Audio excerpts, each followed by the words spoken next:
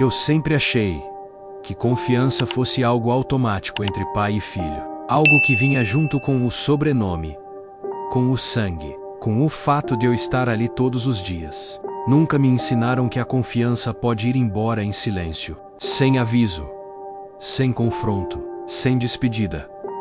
Naquele dia, nada parecia diferente. A casa estava do mesmo jeito, o relógio marcava o mesmo horário. Eu cheguei cansado do trabalho, como sempre, e encontrei meu filho sentado no sofá, com um celular na mão, o corpo curvado, os olhos presos em uma tela que parecia mais importante do que qualquer conversa comigo. Eu perguntei como tinha sido o dia. Ele respondeu normal.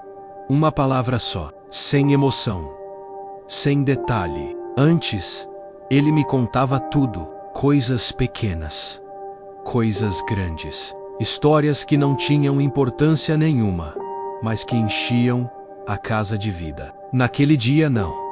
Eu tentei puxar assunto. Perguntei da escola, dos amigos. Ele respondeu com frases curtas, como quem cumpre uma obrigação. E então veio a frase que ficou ecoando dentro de mim por horas. Não precisa se preocupar, pai. Eu resolvo. Ele disse isso sem olhar para mim, sem raiva, sem ironia, como quem já decidiu que não precisa mais dividir. Foi ali que algo se moveu dentro de mim. Um incômodo difícil de explicar. Como se eu tivesse sido colocado para fora de um lugar que sempre achei que fosse meu. Naquele momento, eu ainda tentei me convencer de que era só adolescência, uma fase, autonomia, independência. Mas o silêncio que veio depois não parecia crescimento, parecia afastamento. Nos dias seguintes, comecei a reparar em coisas que antes passavam despercebidas. Ele chegava em casa e ia direto para o quarto. Comia rápido.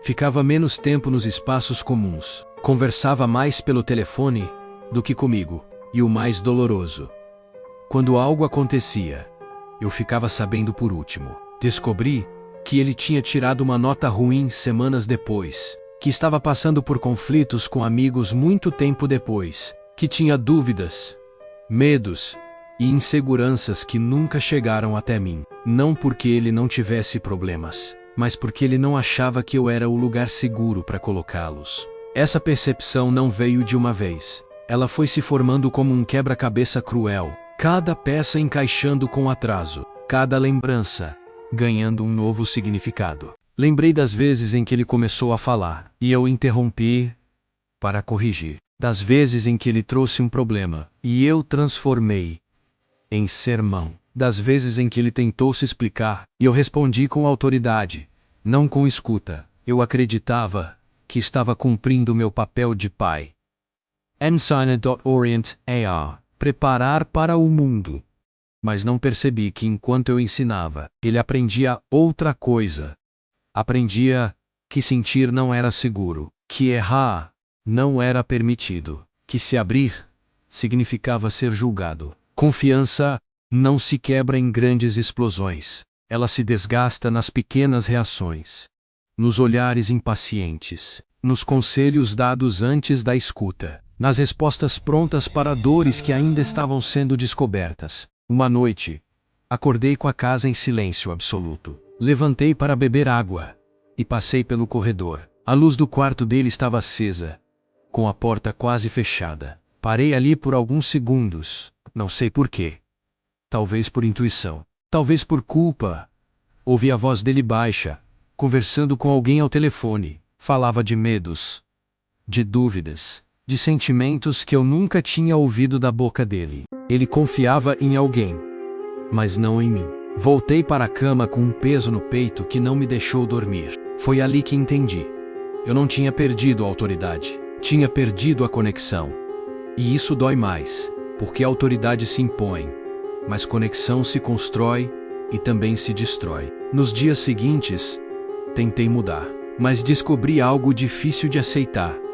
Confiança não volta na velocidade da nossa culpa. Ela volta no ritmo da consistência, da paciência, da presença sem julgamento. Eu precisei aprender a ouvir, sem responder, a ficar em silêncio quando minha vontade era corrigir, a aceitar histórias que não combinavam com a imagem que eu tinha dele. Precisei aprender que ser pai não é ter sempre a resposta certa. É ser o lugar onde o erro pode descansar. Algumas conversas foram estranhas, cheias de pauses. Chás do cuidado ele falava pouco. Eu ouvia muito.